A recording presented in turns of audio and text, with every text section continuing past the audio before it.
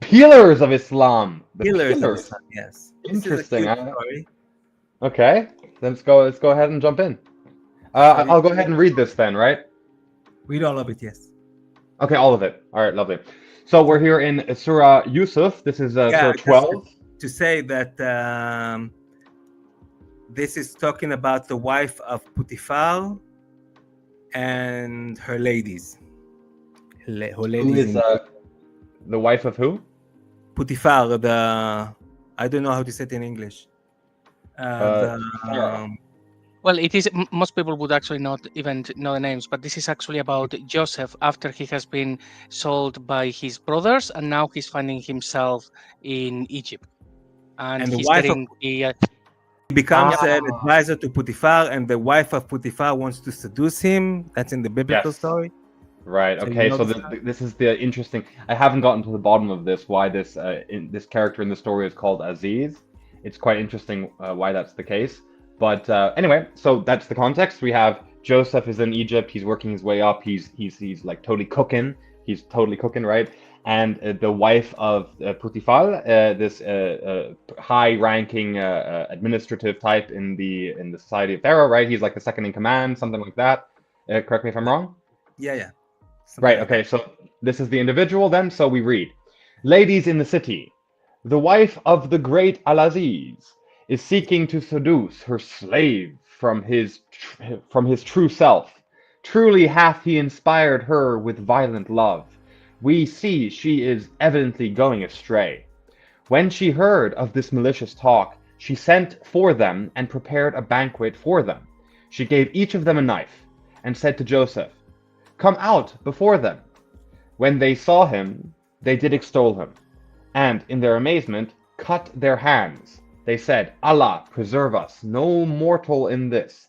This is none other than a noble angel. basically, it was so hot that they cut their fingers from just salivating over him, Wait, what? Wait. So tell me, over what his was? gorgeousness. Oh, Joseph was so hot. Yeah. I see. Okay, all right. Okay, so we can go to the. Actually, now thinking about it, maybe this is the section that inspired the myth about Dihiyya, because he is described in the hadiths in such terms. Yeah, maybe. No, Joseph is also in the Bible is considered very handsome. Okay, fair enough. He is canonically handsome, okay? JC, stop talking yeah. bad on our boy Joseph, all right? He is a beautiful specimen. I didn't say anything about him. I just said that maybe when they were building the story of Dihiyya and they described him as the most handsome of the whole land and no dirt had ever touched his clothes, it's like maybe they were actually taking the story of Joseph and saying, okay, so let's Right, create our Arabic section, Arabic model of Joseph, and we call him Dihiyya, and then things go really, really pear-shaped, but never mind that. So this is basically almost one-to-one story. Our sages inform us of that the occasion of Putifar's wife assembled a number of Egyptian women so that they might see how very handsome Joseph was. But before she summoned Joseph, she gave each of them an etrog, which is pomegranate, and a knife. Oh, by the way, I didn't say that, but in the tafsir and all the history of the prophets, Islamic sources, she gave them oranges. It doesn't say in the Quran for some reason, but she gave them in the Islamic story. She gave them oranges, and here she gave them pomegranate and a knife. When they saw Joseph's handsome countenances, they cut their hands. She said to them, "If this can happen to you who see him only once, how much more so does it happen to me who must look at him constantly?" Each day she strove to entice him with the words, but he suppressed his evil inclination. Whence do we know this? From what is read in the section, his master's wife cast her eyes upon him. So, pretty astonishing resemblance to the story, which, by the way, again, doesn't exist in Genesis. It's only a legend from the 5th to 9th century.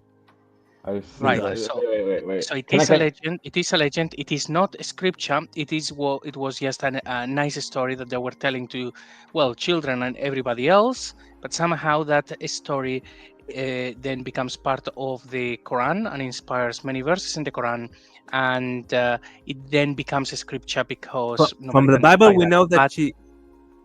Yeah, from the Bible, we know that she held to his garment and tore it from him, and then she blamed him for seducing her. Remember the? Do you know the original story? yeah, But this section doesn't appear anywhere, only in legends and in the Quran. right.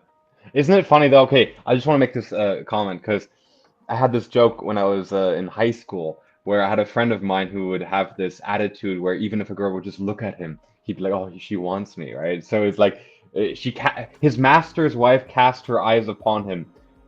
Right, you know, like that's enough. Okay, from this, guys, Yeah, exactly. look at this. Look at this, guys. We're gonna tell this They whole run with story it. about. Right, exactly. It's like his master's wife cast. This means that he was beautiful and she was enamored by him. Right. I think that's kind of funny, but it is it's cool how that works. How like the one verse like this it builds a tradition comes out of that, which is understood to be apocryphal in a sense. I hope, right? And then that then makes its way into a scriptural tradition that affirms it as inspired. Yeah, it's just like the rabbis just want to show how righteous Joseph was. That he was, women were falling on the ground before him from his how beautiful he was, and still he kept his cool and kept his righteousness and didn't fall to temptation. So basically, What a they use the guy! story, What a a very guy! exaggerated story of the women going crazy and cutting their hands once they see how gorgeous he is. Big up, Joseph.